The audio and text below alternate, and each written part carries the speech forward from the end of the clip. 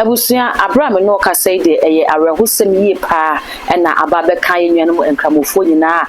chief imam bia adane ato anas wata nananom ewo ensiedo na sei na ensem no entremu etie na se mekenkan de amawa was according to a news cited on the official Twitter page of GH1 TV. Sadness and grief have engulfed the Muslim fraternity following the passing of a chief imam. This sad news indicated the Ashanti regional chief imam Sheikh Abdul Mumuni Haruna has passed away.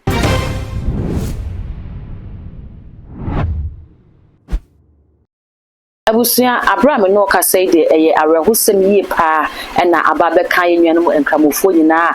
chief imam bia adane ato anas wata nananom ewo ensiedo na sei na ensem no entremu etie na se mekenkan de amawa was according to a news cited on the official Twitter page of GH1 TV. Sadness and grief have engulfed the Muslim fraternity following the passing of a chief imam. This sad news indicated the Ashanti regional chief imam Sheikh Abdul Mumuni Haruna has passed away. The respected Islamic cleric was declared dead, leaving behind a legacy of unwavering service, leadership, and dedication to the Muslim community and the nation at large. The cause of his demise has not been made public. From comments of some sympathizers, it was noted that throughout his tenure, Sheikh Abdul Mumuni Haruna was instrumental in addressing key issues facing the Muslim community, including education, youth development, and interfaith dialogue. His leadership style reflects his commitment to fostering harmony among people of diverse background. News of his passing has been met with widespread sorrow, with tributes pouring in from various leaders, organizations, and members of the public. Many have described his death as a significant loss to the nation. The Muslim fraternity in particular has been deeply affected by the loss. Religious leaders and community members have expressed gratitude for his lifelong dedication to the faith and his role as a unifier.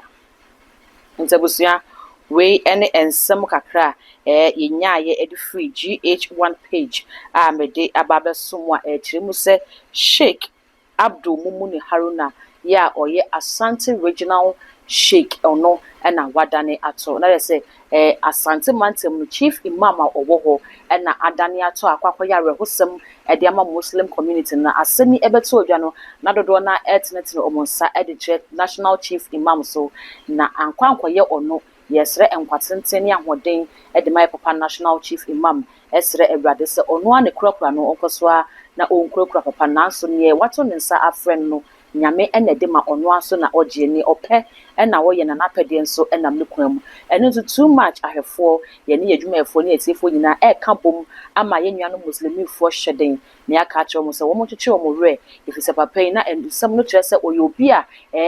hoba enhomasua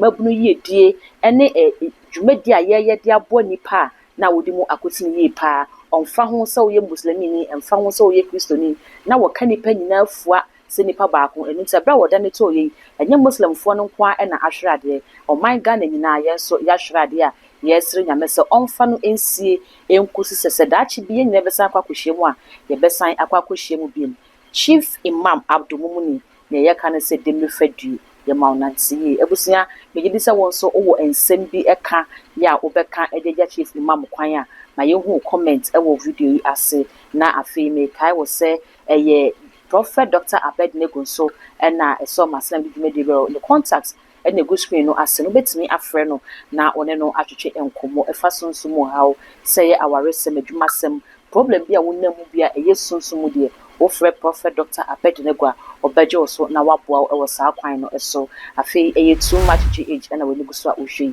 subscribe my page we na mi adoma no so send e be na upload bi aba onsa ebetimi aka all the social media handles no kwa too much GH midna sa rehosem so na me no edinkra